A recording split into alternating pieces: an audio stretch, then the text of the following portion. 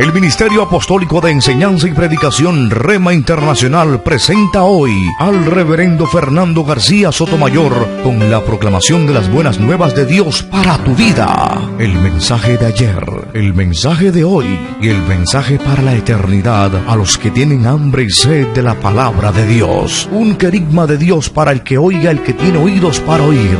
Escuche el dabar del Eterno a las naciones. Ahora es el tiempo para recibir el rema del Espíritu Santo a tu espíritu. Escuchemos con fe la memra del Señor para el alma.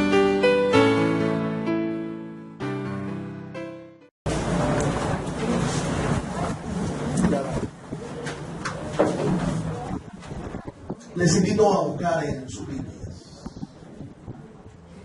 libro de Nehemías, el capítulo 3. Capítulo 3, libro de Nehemías, los versos 1 al 6. 1 al 6. Libro de Nehemías, capítulo 13, versos 1 al 6. Vamos a leer la palabra de Dios. Lo vamos a hacer en el nombre del Padre, del Hijo y del Espíritu Santo. Por favor, usted siga su lectura allí atentamente en su Biblia y escuchemos. Ese es el texto básico para nuestra disertación en el día de hoy.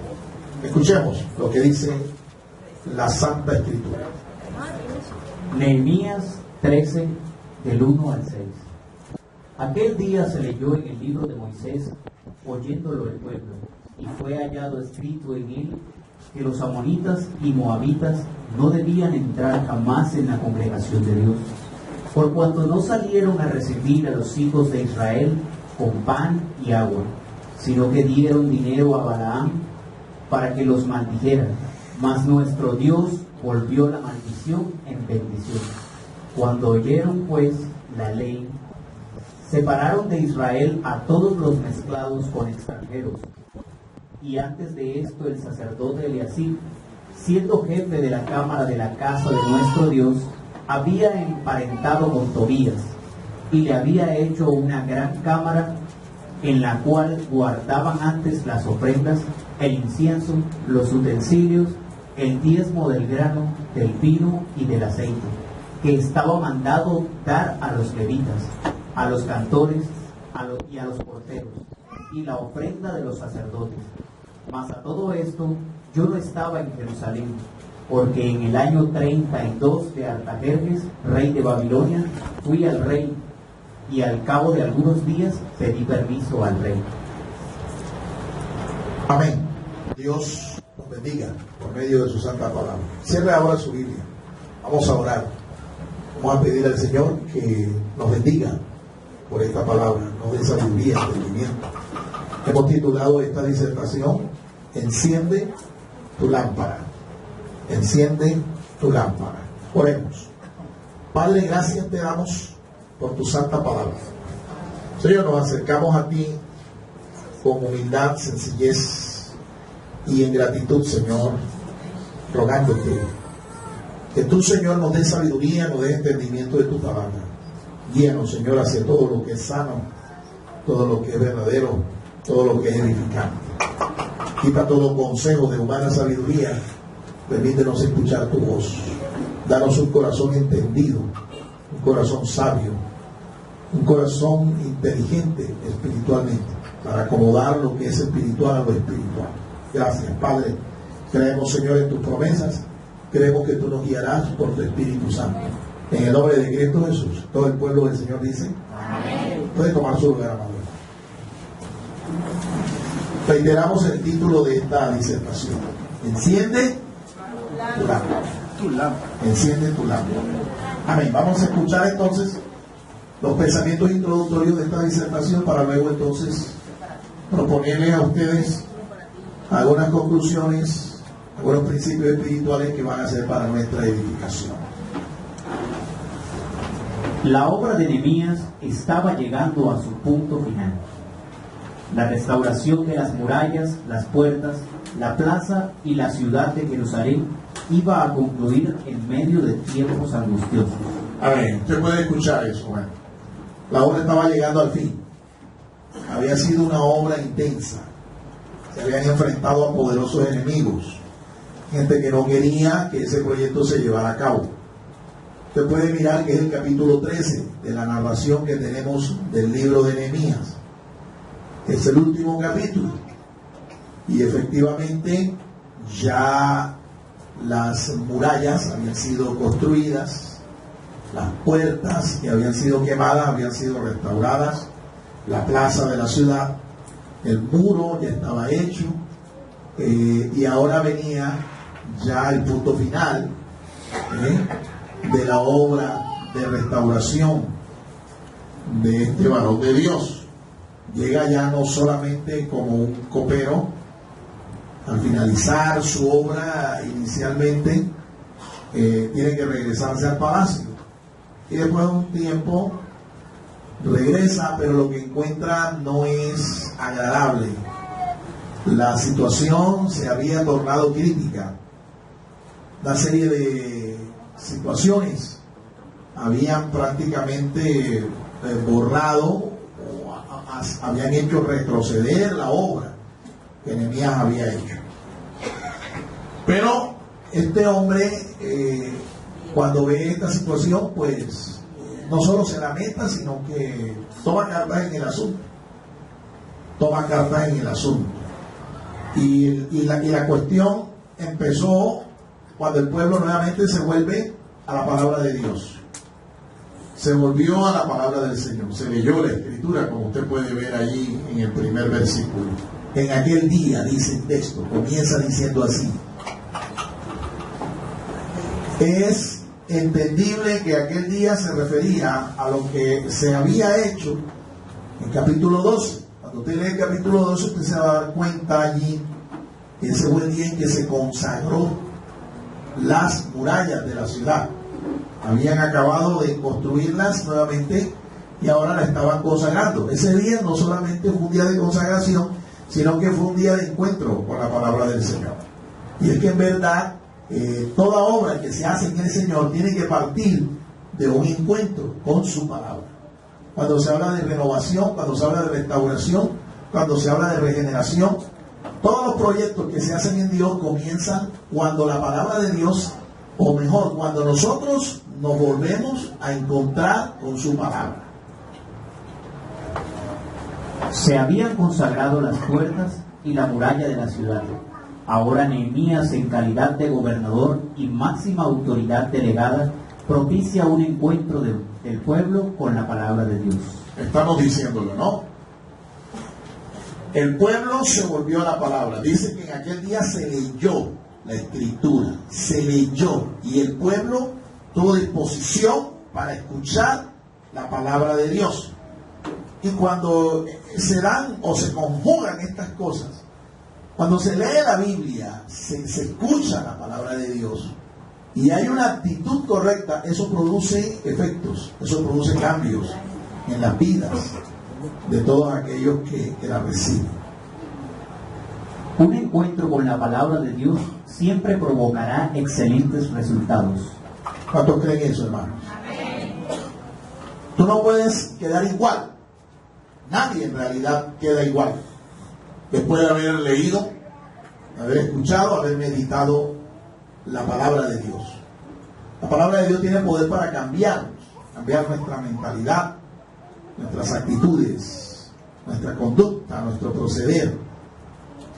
Si esto no se cumple, entonces creo yo que la palabra de Dios deja de ser lo que es, palabra de Dios.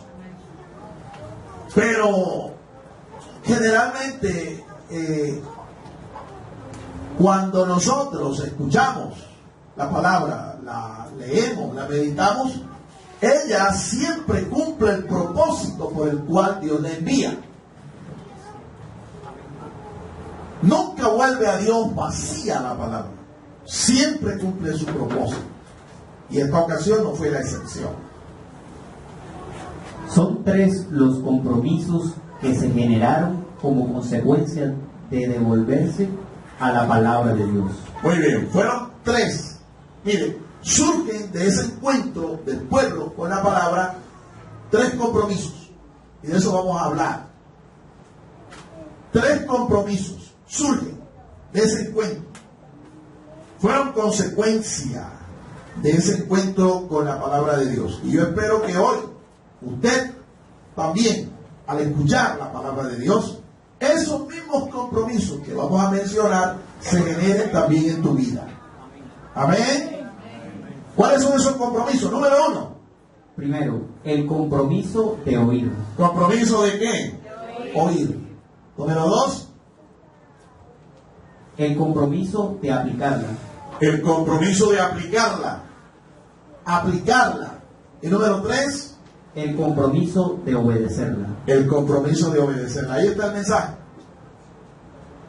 Ahí están los compromisos que se generan cuando tú escuchas la palabra de Dios. Tienes que primeramente oírla. 2, tienes que aplicarla. Y 3, tienes que obedecerla. Dígalo conmigo otra vez. Oírla, aplicarla, obedecerla. Parece fácil, ¿verdad? Pero el asunto no es tan fácil. Vamos a enfocarnos en el primer punto. Oírla. El compromiso de oírla. Mira al hermano que tienes a tu lado y dile: escucha la palabra de Dios. Escúchala. A ver, escuchemos. ¿Qué implica oírla? La palabra de Dios requiere oírla con percepción espiritual. Muy bien. Eso significa que no es oírla de cualquier manera. Oírla con nuestros oídos, nuestro sentido natural del oído. Eso no es suficiente. No es suficiente. Para que ella cumpla un efecto, ella produzca un cambio en nosotros, no basta con oírla con nuestro sentido natural del oído. Hay que oírla con percepción espiritual. En otras palabras, hay que oírla con oídos espirituales. Yo conozco gente que oyen la palabra de Dios, pero no la oyen de esta manera. No la oyen espiritualmente. Y estas personas, esta palabra es como el viento que penetra en el oído de un camaleón. Se dice que el camaleón tiene oído de tubo. Es decir, que cuando el camaleón se sube a una rama y sopla el viento, le entra y se oye a veces el sonido. Le entra por un oído y le sale por el otro.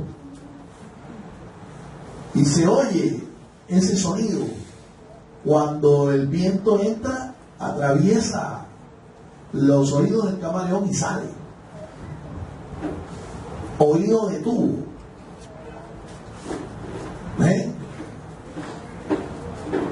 Si tú no quieres tener un oído de tubo, en donde por un oído te va a entrar la palabra y por otro te va a salir, tenemos que rogarle al Señor que nos dé un oído espiritual. Amén. Un oído espiritual, sensible, para escuchar la voz de Dios, poder discernirla. Porque si no lo hacemos, ya le digo, usted puede estar toda una vida escuchando la Biblia, la palabra de Dios, predicación tras predicación, enseñanza tras enseñanza, y eso no va a producir ningún cambio en su vida, no va a producir ningún efecto en su vida. Lastimosamente hay gente así en medio del pueblo de Dios, gente que tienen años de estar escuchando la Biblia, 20, 30 años de estar oyendo la palabra de Dios, oyéndola, pero no con percepción espiritual. Estas son personas que tienen 20 años de estar oyendo el Evangelio, 30 años de estar oyendo la palabra de Dios, pero cuando uno se da cuenta, mira de cerca la vida de esta persona, uno constata que el Evangelio en ellas, la palabra de Dios, no tiene ni 20 ni 30 minutos siquiera. Esto es muy triste.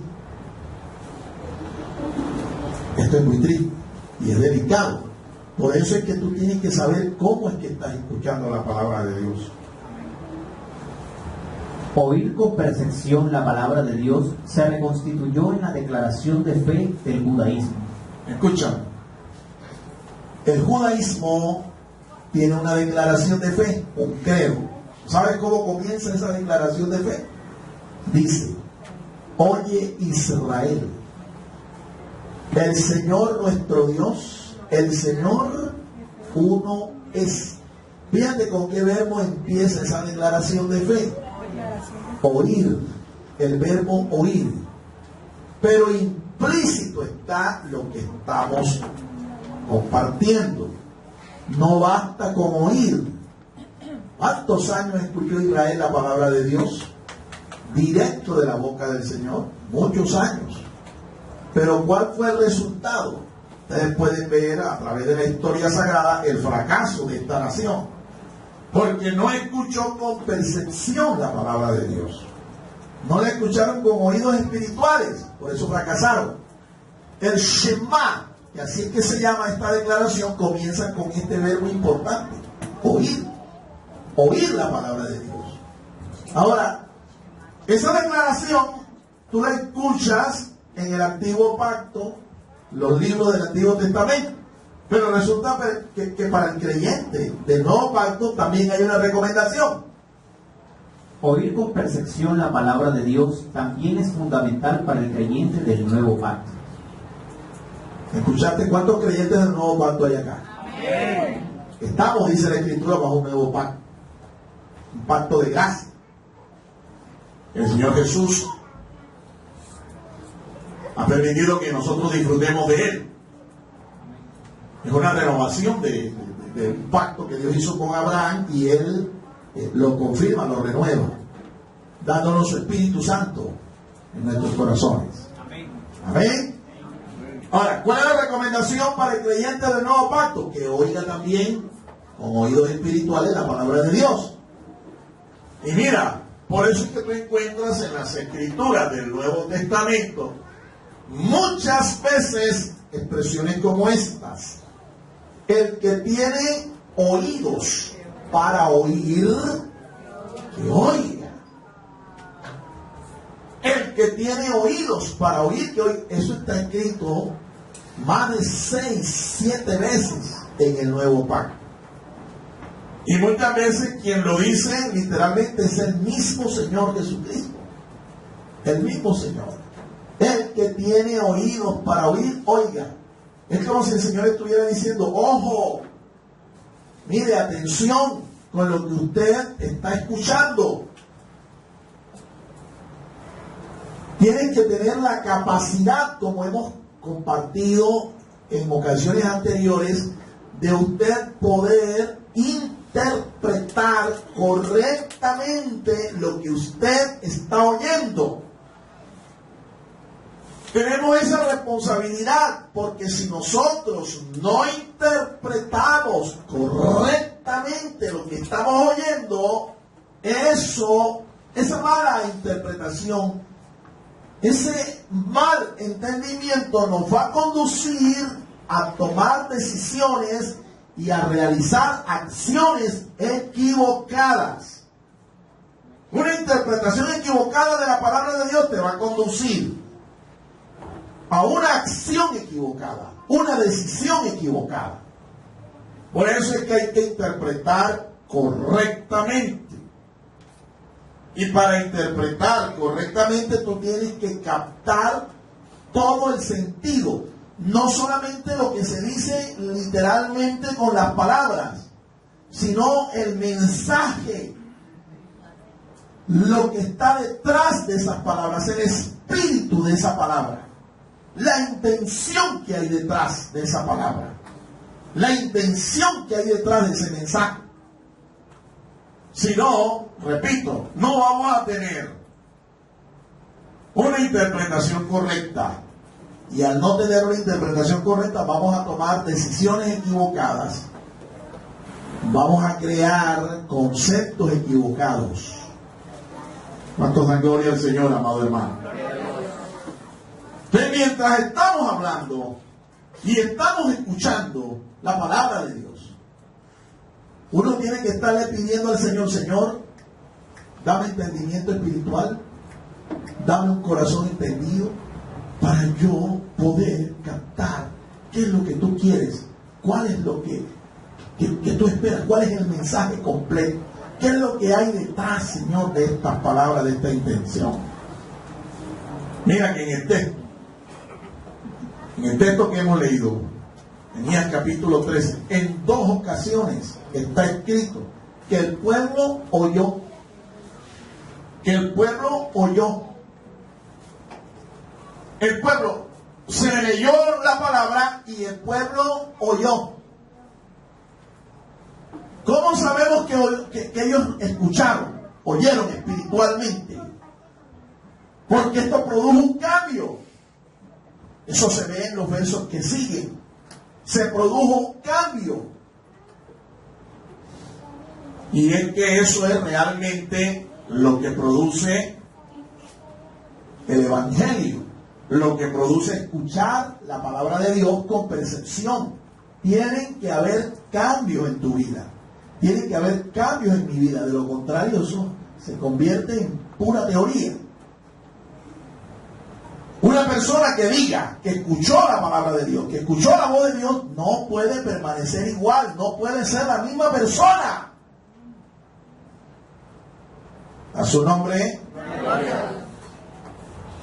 Segundo, el compromiso de aplicarla. Muy bien.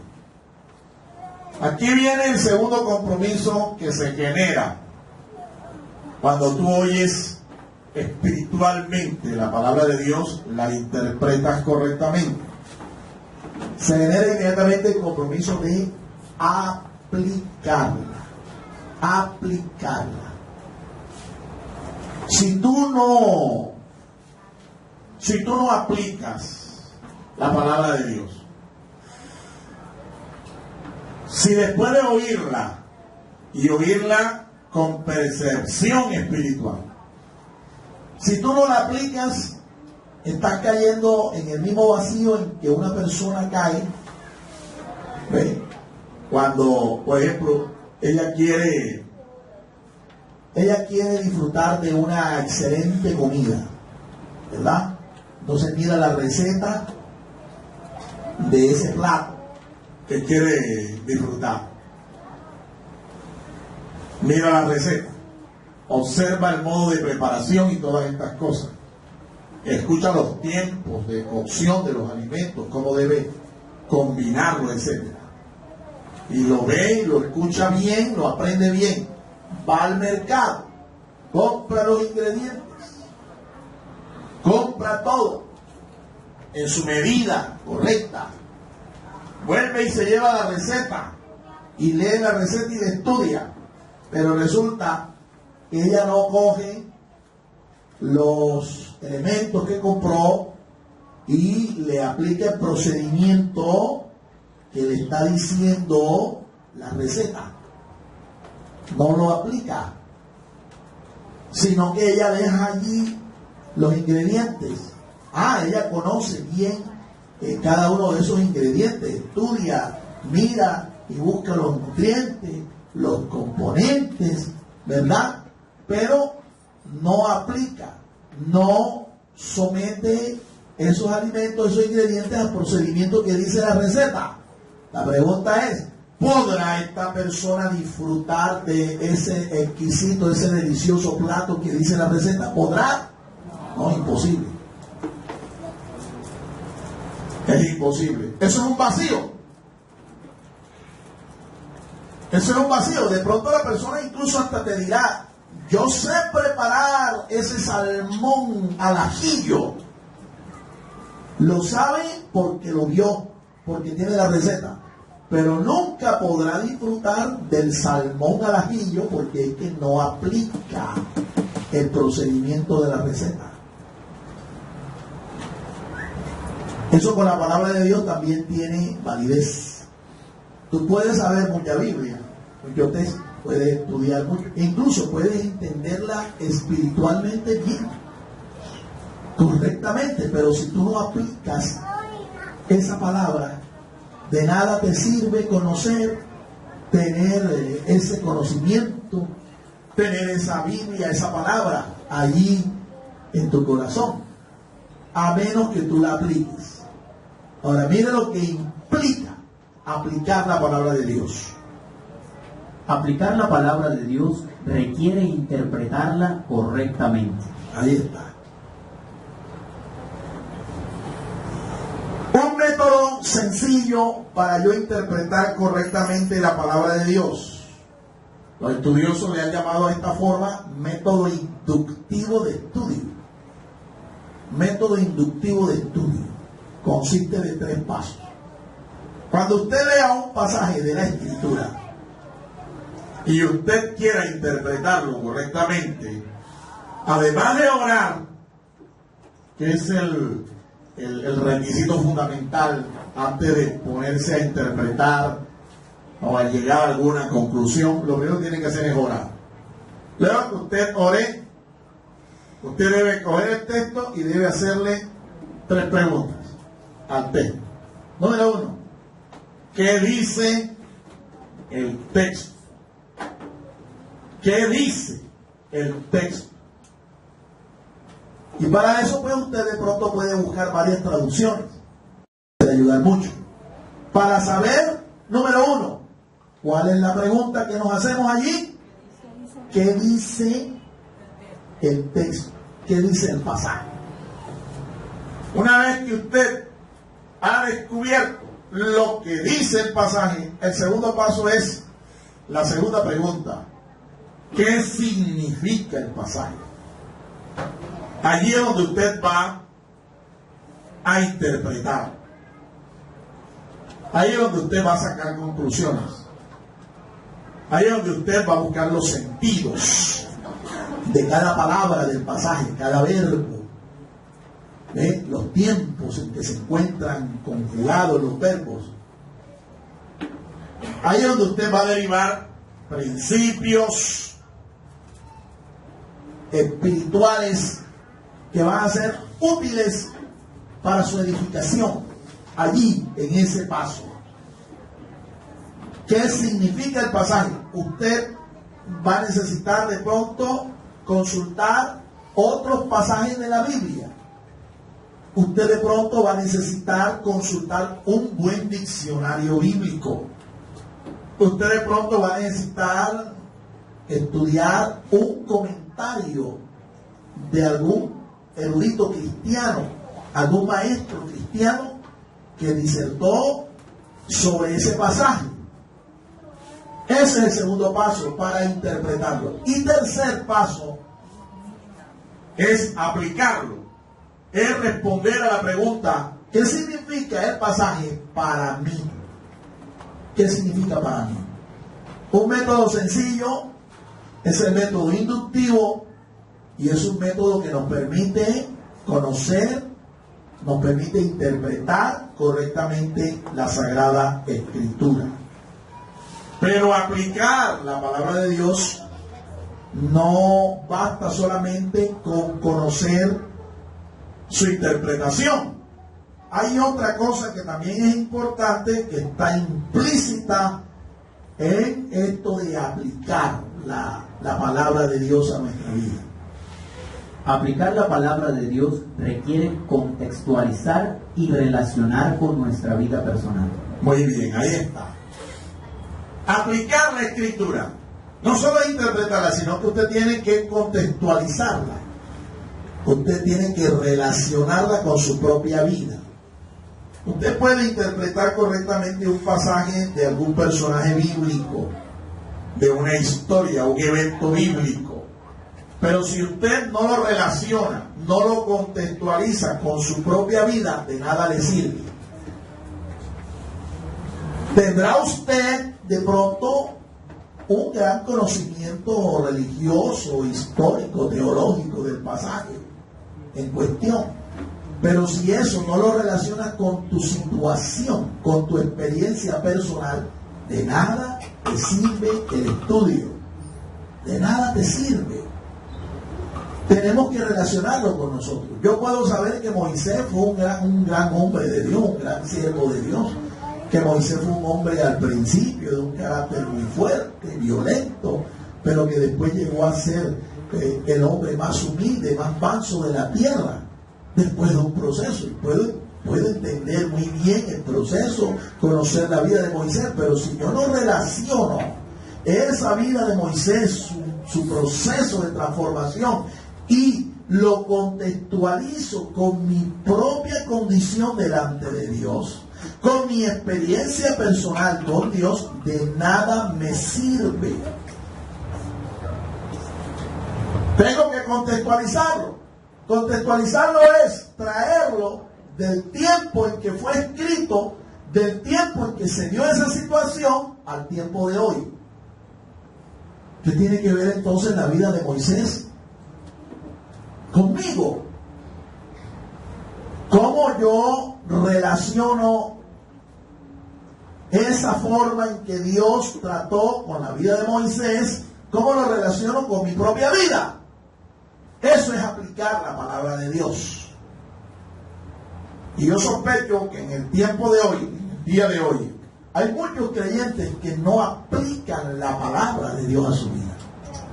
Por eso se presentan situaciones como esta. Se dice que una vez un pastor, un gran pastor, maestro de la palabra de Dios, el hombre estaba hablando acerca de un tema de la familia, las responsabilidades.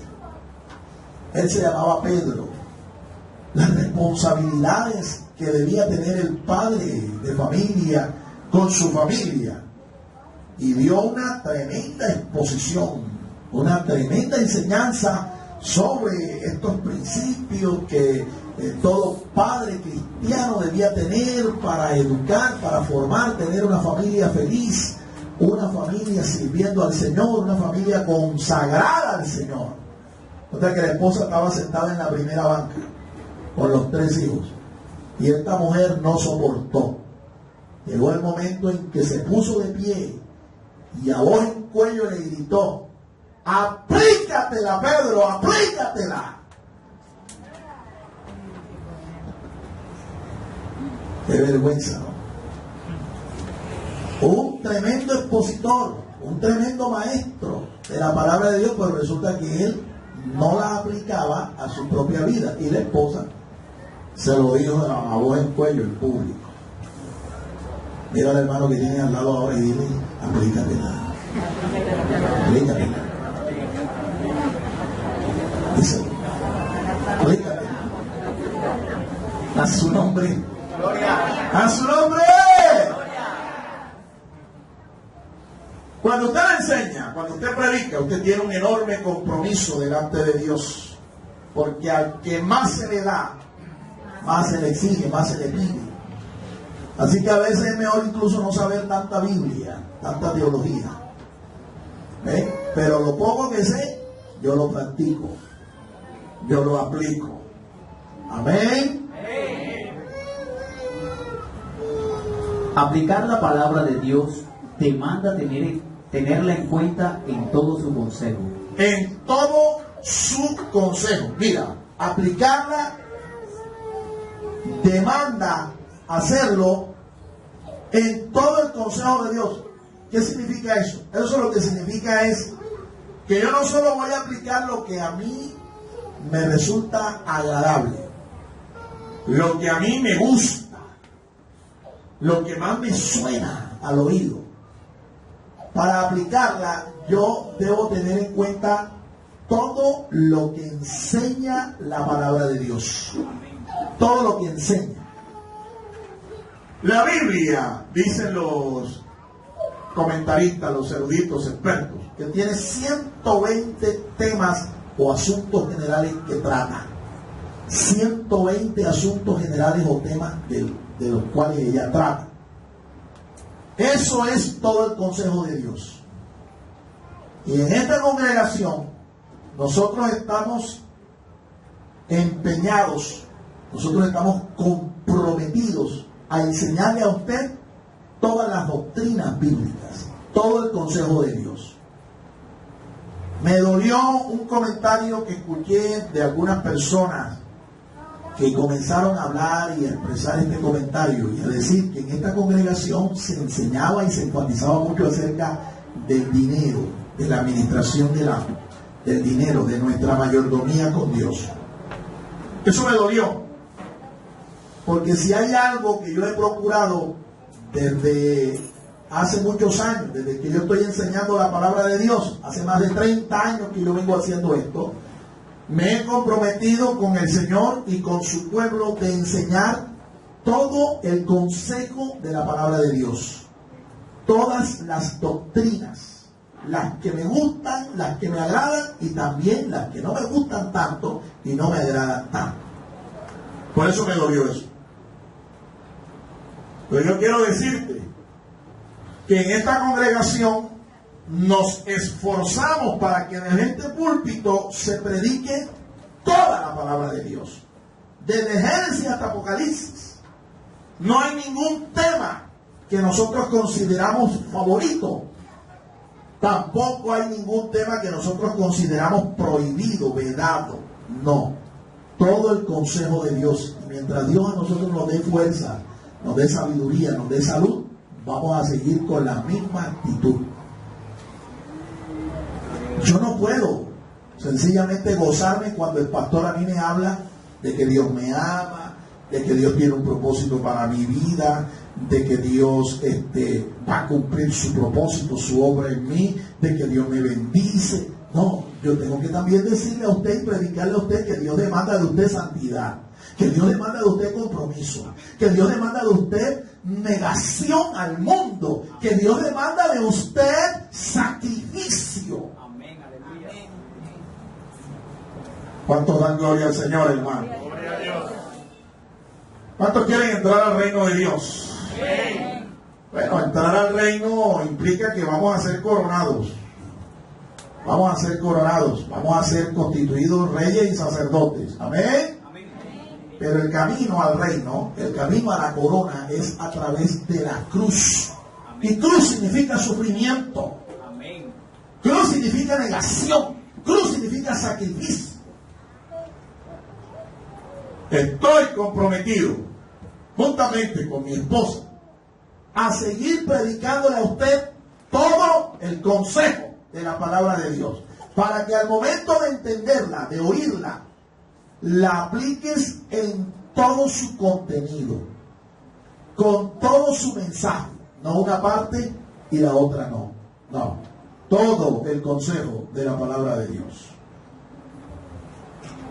Tercero, el compromiso de obedecerla. Compromiso de obedecerla. Ahora, yo le pregunto a usted, ¿es fácil obedecer la palabra de Dios? Para nada fácil, mi amado. Para nada fácil. Si oírla no es tan fácil, interpretarla tampoco es un asunto fácil. Mucho más es el compromiso de obedecerla. Si esto fuera realidad, si fuera que nosotros tuviéramos un corazón obediente, yo te digo que vivir en medio de esta tierra sería maravilloso. Sería como vivir otra vez en el jardín del Edén. Pero tú ves que esta tierra, en esta generación, no se está viviendo como en el jardín del Edén. Muchas personas incluso dicen que el infierno ya está aquí en la tierra. Por tanta maldad, tanta impiedad, tanta iniquidad. Y cómo esto va aumentando cada día. Ahora, ¿por qué la humanidad está así? Sencillo de entenderlo. Le ha dado la espalda a Dios. Le ha dado la espalda a la palabra. Así que obedecer la palabra de Dios no es tan fácil. Esta gente, este pueblo, el que estamos referenciando aquí en el capítulo 13 de Nehemías, usted puede ver que esta gente oyó. Y no solo oyó, eso está enfatizado, oyeron. Y oyeron con percepción espiritual. Ellos interpretaron correctamente la escritura, el consejo de Dios, la palabra de Dios. La interpretaron correctamente, la aplicaron ¿Y cómo sabemos que la obedecieron? Por la serie de cambios que empezaron a darse allí. Note, lo primero que ocurrió es que cuando leen, encuentran un pasaje de la Escritura ya en el libro de Deuteronomio, en el capítulo 23, donde estaba escrito, y eso estaba escrito hacía más de 1000 años, pero ellos no habían tenido contacto con la palabra de Dios hacía mucho tiempo. Ahora tienen contacto con la palabra de Dios, la oyen, la interpretan y la aplican. Y se disponen a obedecerla. En el pasaje decía que los amonitas y los moabitas no debían ser parte del pueblo. ¿Qué hacen? Inmediatamente comienzan un proceso de separación. Empiezan a separarse de estos pueblos paganos. Eso es obediencia. Eso es poner en práctica, poner por obra la palabra. Eso es ser no solo un oidor de la palabra, sino un hacedor de la palabra de Dios. Eso es. Tienen que verse cambios. Y eso no fue lo único. Nehemías constató el pecado en el que había caído el sumo sacerdote. Eliasib se había emparentado con un enemigo del Señor, un enemigo del pueblo de Dios. Ese señor llamado Tobías, después de ver lo que ocurrió cuando el sumo sacerdote se emparentó con él, lo metieron en la casa de Dios, y no en cualquier parte, lo metieron en el lugar más delicado de la obra, de la casa, del ministerio del Señor. Lo metieron en el lugar de las ofrendas, en donde estaba el tesoro, en donde estaba la manutención de los ministros. Mire cómo es el diablo de sucio. Mira, cuando el diablo realmente se quiere meter en una congregación, a destruir una congregación, a destruir un ministerio, a destruir un ministro, ¿sabe lo primero que toca? ¿Sabe qué es lo primero que toca? El bolsillo, el tesoro, la finanza. Allí metieron a Tobías, allí lo metió el sumo sacerdote. Y Nehemías toma carta en el asunto. Una vez que sabe, que se entera, hace un diagnóstico, se molesta, pero no solo se queda allí en la molestia. El tipo manda que echen a Tobías de la casa de Dios, lo sacan de ahí del tesoro y hasta manda limpiar la casa de Dios, manda limpiar las cámaras del templo, porque consideró que este hombre había contaminado espiritualmente ese lugar. Y eso es así, mi amado hermano. Cuando tú eres consciente de lo que la palabra de Dios te está diciendo que tienes que hacer para restaurar tu vida, tú tienes que hacer eso también. Tú no tienes que permitir que la inmundicia, la inmoralidad siga siendo parte de tu vida, de tu carácter, de tu proceder. Tienes que limpiar la casa de toda basura, de toda contaminación. La tienes que limpiar. ¿Cuánto da gloria a Dios? No puedes seguir consintiendo eso y supuestamente decir que tú eres de Dios, que tú estás oyendo la voz de Dios, que tú estás aplicando la palabra de Dios, porque no la estás obedeciendo. No la estás obedeciendo. Esta gente sí lo hizo.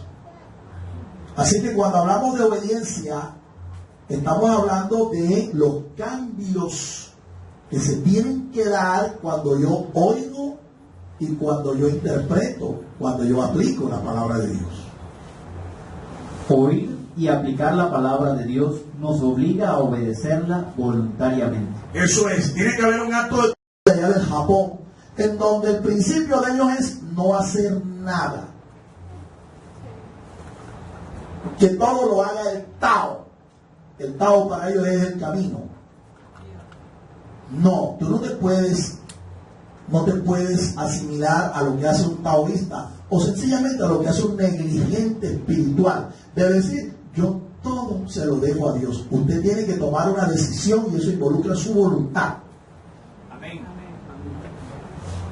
Para eso fue que Dios te dio una voluntad. Para que tomaras decisiones, determinaciones. Dice la Biblia que las determinaciones son del corazón del hombre, pero finalmente la última palabra la tiene el Señor. Pero tú tienes que tomar tus propias decisiones y no esperar que sea Dios o que sea otra persona quien lo haga. Ahora, esto de obedecer la palabra de Dios no es tan fácil. Obedecer la palabra exigirá las siguientes determinaciones. Oye, te va a exigir las siguientes determinaciones. Son varias y no son tan fáciles de tomar. Número 1. Primero, la obediencia a la palabra debe involucrar a todos sin excepción. A todos sin excepción. Cuando tú vas a obedecer la palabra de Dios, la vas a poner por obra. Eso involucra a todo el mundo. Mira quién, nada más y nada menos, mira quién pecó en esta ocasión. Era Eliasib, el sumo sacerdote. ¿Estás escuchando? Es como decir hoy, es el pastor el que pecó, el que se equivocó. Entonces, como es el pastor, ¿qué tengo que hacer yo? Yo no me voy a meter en eso. Es un problema de él con Dios. No, la palabra hay que obedecerla sea quien sea el que haya fallado. Y como siempre lo digo, aunque el fulano o la fulana sea la mamá de Tarzán, también hay que obedecerla, a pesar de que quien cayó, quien se equivocó, quien se desvió, quien perdió el norte, fue el mentor, la cabeza principal de la familia o de la iglesia o de la congregación. A su nombre. Segundo, la obediencia a la palabra de Dios exigirá romper yugos, alianzas o pactos desiguales. A veces el pecado, a veces la falta consiste en eso. Hiciste una alianza, hiciste un yugo desigual, hiciste un pacto, un compromiso con la persona equivocada o con las personas equivocadas. ¿Con quién hizo alianza Eliasib, el sumo sacerdote? Con personas equivocadas. Un impío, Tobías, ¿ve? Y un pariente, hijo o hija de este Tobías.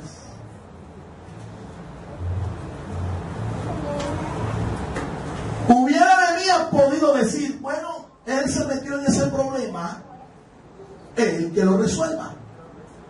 Pero no. No fue así. Ustedes ven lo que hizo el hombre enseguida. Le hizo lanzamiento. Cogió todos los corotos, todos los cachivaches, los cuadros, ¿verdad? Las pinturas, la ropa, los muebles, saquen todo eso de ahí de la casa de Dios. De una vez. Eso es una determinación drástica. Rompió todo pacto. Rompió todo pacto. A mí me surge una inquietud estudiando esto. ¿Por qué fue Nehemías quien hizo o quien tomó esta drástica decisión? Y no fue, siendo Nehemías un gobernante civil, él era gobernador en ese momento, la máxima autoridad civil, por así decirlo, el presidente de la nación. ¿Por qué fue Nehemías y no Esdras, quien era el dirigente espiritual, el escriba y sacerdote, que había llevado al pueblo a una renovación, a una restauración ministerial y espiritual? ¿Por qué fue que lo hizo Nehemías, invadiendo, por así decirlo, funciones y tomando funciones que no le correspondían a él como dirigente espiritual, como dirigente religioso? Él no era levita, él no era escriba, él no era sacerdote, era un gobernante civil. Tal vez la respuesta sea que a estas alturas Esdras no contaba con, Nehemías no contaba con Esdras porque Esdras había muerto. Posiblemente Esdras ya había muerto. O Esdras no estaba en la ciudad, en la provincia en ese tiempo. Posiblemente Esdras no estaba. Y por eso tiene que tomarse estas atribuciones, siendo él el gobernante. También puedo ver que ante la ausencia de Esdras, él toma esta atribución porque es la autoridad civil de ese momento. Ahora, en las Escrituras yo puedo ver que las autoridades civiles están por encima de las autoridades eclesiásticas. Por eso dice Pablo allá en Romanos 13 que todo el mundo tiene que estar sometido a la autoridad, porque la autoridad ha sido establecida de parte de Dios. Y en una nación como Colombia, por ejemplo, por eso es que nosotros como iglesia, aunque nosotros tengamos una naturaleza espiritual, una naturaleza religiosa, como entidad tenemos que estar sujetos a las autoridades civiles. Nosotros no somos un reino aparte, estamos sujetos a las autoridades civiles establecidas. Un pastor de una iglesia, un dirigente espiritual, no puede rebelarse ni convertirse en un adversario, en un oponente de las autoridades civiles establecidas. ¿Cuáles son nuestras autoridades civiles establecidas aquí, de primera mano, en nuestro municipio, en Soledad, Atlántico? ¿Quién es? El alcalde de la ciudad. Yo no puedo denigrar, yo no puedo protestar, yo no puedo rebelarme, yo no puedo hacerle oposición de izquierda al alcalde como dirigente espiritual de una congregación. Yo tengo que estar sujeto. Y si no estoy sujeto, tengo que atenerme a las consecuencias. La única opción, la única oportunidad en que uno puede entrar en desacato es cuando ellos se oponen a nuestra misión. ¿Cuál es la misión de nosotros como iglesia? Predicar el evangelio, enseñar la palabra de Dios. Si ese señor, si ese dirigente se opone, entonces yo tengo que aplicar lo que dijo Pedro. Cuando a Pedro le prohibieron predicar, lo metieron 2 veces preso y a la tercera le dijeron: tú tienes que dejar de predicar. Pedro dijo: es necesario obedecer a Dios antes que a los hombres. ¿Hemos entendido, hermanos? Amén. Tercero, la obediencia a la palabra de Dios demandará reorientar nuestro andar. Así es. Porque es que cuando se desobedece la palabra de Dios, nosotros perdemos el norte, perdemos la orientación, perdemos el camino, nos extraviamos, nos descarriamos. Entonces, obedecer la palabra de Dios va a exigir de nosotros que nos orientemos nuevamente, que volvamos al camino. ¿Estás descarriado? Vuelve al camino. ¿Estás desorientado? Busca tu norte.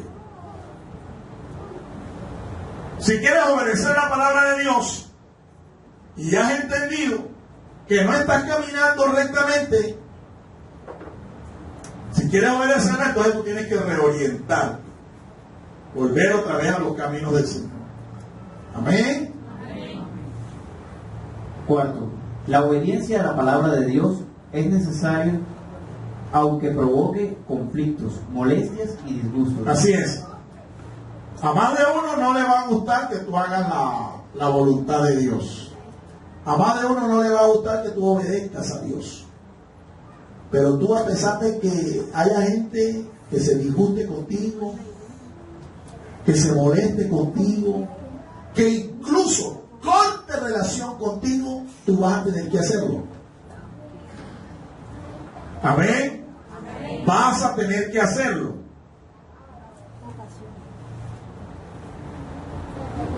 Nosotros, cuando nos convertimos al Señor, uno de los primeros opositores, de los primeros enemigos que se levantan en contra de nuestra fe, en contra de nuestra nueva vida, son nuestros propios parientes, nuestros familiares, nuestra propia casa. Y tarde o temprano tú vas a tener que tomar la decisión: o escoges el consejo de tu familia impía, o escoges el consejo de Dios y te dispones a obedecer la palabra de Dios. El Señor lo dice claro: el que ama más a padre, a madre, hijo, esposo, esposa, ¿verdad?, no es digno de mí, dice el Señor.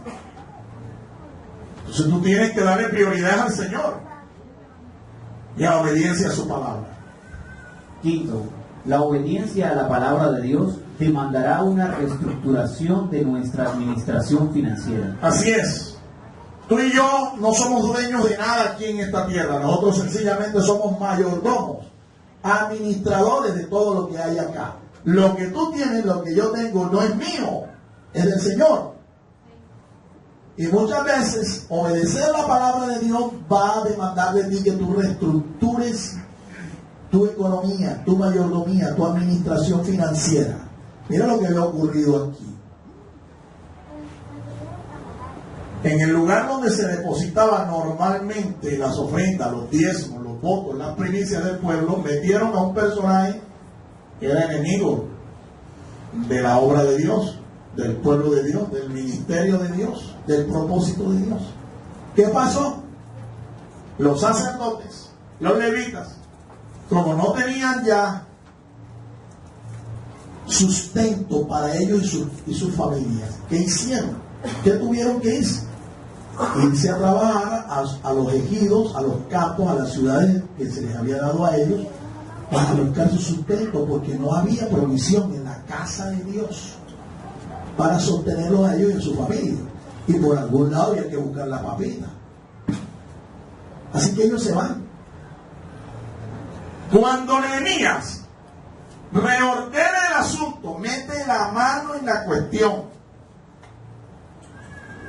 desocupa la casa del tesoro, echa fuera al tipo, descontamina la casa, la limpia, dice que volvió otra vez a reposicionar, mandó a llamar a los levitas y a los sacerdotes a que volvieran a su oficio, y el pueblo, dice la Escritura, comenzó otra vez a traer sus bienes, sus ofrendas, sus votos, sus primicias.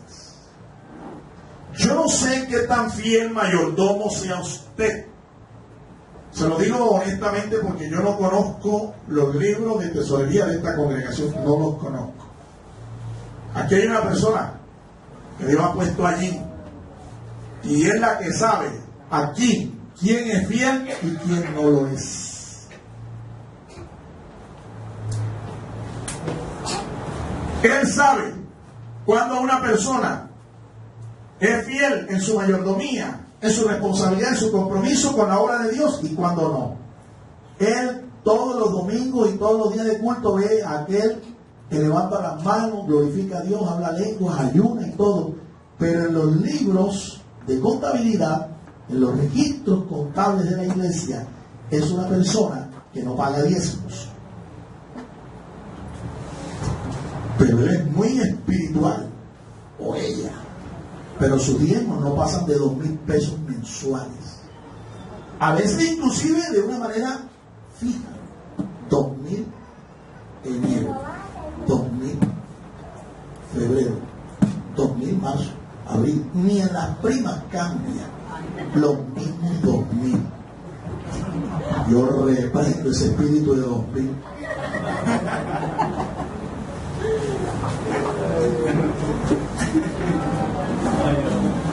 La pregunta es: ¿a quiénes engañamos? ¿Tú crees que eso es obedecer la palabra de Dios?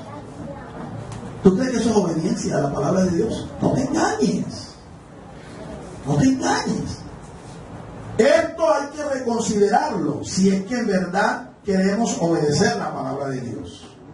Nuestra fidelidad como mayordomos, nuestra fidelidad como administradores de todo lo que Dios ha puesto en nuestras manos. A su nombre. Bueno, mirad que tienes al lado y dígale: creo que esto es contigo.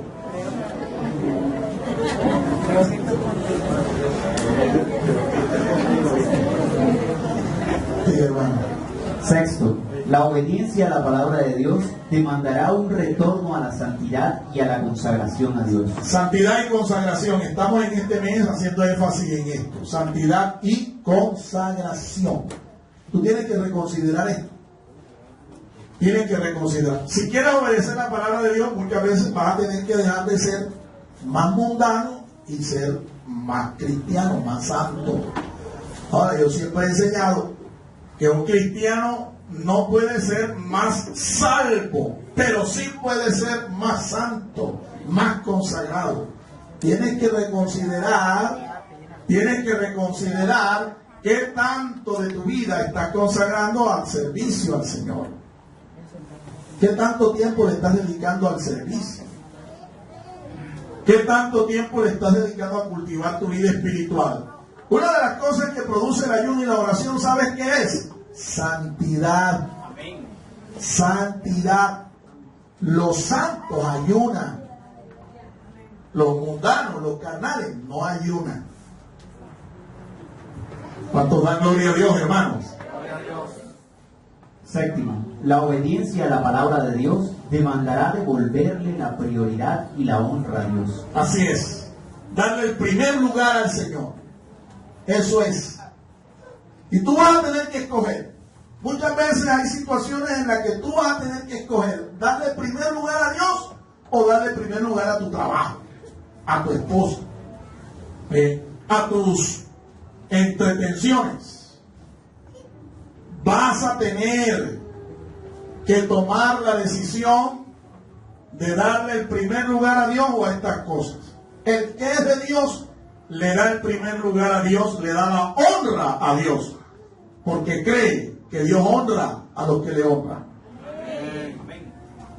Octavo, la obediencia a la palabra de Dios exigirá a cada creyente mejorar su condición de mayordomo ante Dios y su obra. Así es. La mayordomía, el manejo de las finanzas, de los bienes materiales que Dios pone en tu mano, aún los bienes espirituales. Tú y yo, eso es lo que somos. No somos dueños de nada. Somos administradores, somos mayordomos. Mayordomos. Es preferible entonces, tener el 90% de mis ingresos, de disponer del 90% de mis ingresos con la bendición de Dios, que tener el 100% de mis ingresos con la maldición de Dios. Es preferible si es que quieres obedecer la palabra de Dios. Conclusión. Concluimos. Póngase de pie, por favor.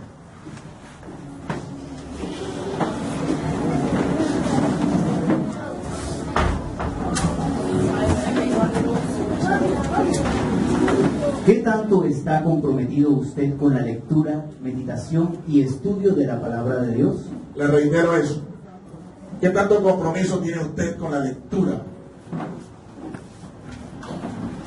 ¿Es fácil para usted aplicar y obedecer la palabra de Dios? Responda eso delante de Dios. ¿Es fácil para usted la lectura, la meditación, el estudio de la palabra de Dios, la aplicación de la palabra de Dios? Quédese quieto ahí delante del Señor y piense, medite en esto. Usted tiene que responder al Señor sobre esto. La palabra de Dios siempre nos proveerá un caudal de luz para orientarnos en los asuntos más importantes de nuestras vidas. Así es. Y también en los detalles más pequeños de nuestras vidas. Así es. Cuando el salmista David dijo, lámpara es a mis pies tu palabra y lumbrera mi camino, él estaba refiriéndose a que Dios estaba interesado en darnos luz como la da el astro rey, como la da el sol, una lumbrera mayor. Nos da luz en la vida. Eso es el interés que tiene Dios en darnos luz sobre los asuntos más importantes, más grandes de nuestras vidas. Pero también dice que la palabra de Dios es como una lámpara, una lumbrera. Una lumbrera. Eso garantiza el hecho de que Dios también está interesado en los pequeños detalles. De día el sol nos alumbra, pero cuando no hay sol, ¿qué necesitamos para poder ver el camino por donde vamos a andar? Necesitamos una lámpara. Y Dios está dispuesto a darnos con su palabra eso que nosotros necesitamos, ya sea para andar de día o de noche. Encienda su lámpara, no permita que se apague. Ella es lámpara a nuestros pies y lumbrera a nuestro camino. Inclinen su rostro. Vamos a darle gracias al Señor por su palabra. Padre, a ti te damos toda la honra, la gloria y la alabanza. Bendecimos tu nombre, Señor, y te rogamos que tú nos des la capacidad de oír tu palabra, de interpretarla, aplicarla y obedecerla, Señor. Danos la fuerza para ser fieles. Ayúdanos, Señor. Ayúdanos. No queremos ser oidores olvidadizos de tu palabra. Queremos ser hacedores de tu palabra. Necesitamos, Señor, tu fuerza, tu ayuda para ponerla por obra, Señor, ponerla en práctica. Muchas gracias, Padre. Gracias, Señor. Al salir de este lugar, Padre Santo, llévanos con tu paz, tu bendición. A ti nos estamos encomendando, Señor, el resto de esta semana. Guíanos, Señor, alúmbranos, guárdanos y bendícenos, Padre. En el nombre de Cristo Jesús. Amén, amén y amén. El Ministerio Apostólico Rema Internacional pone a disposición esta predicación. Ofrecemos ministración a simposios, seminarios, campañas evangelísticas, educación globalizada sana y de carácter interdenominacional. Escríbanos a ministerioremainternacional@gmail.com o llámenos al celular 316-270-7181.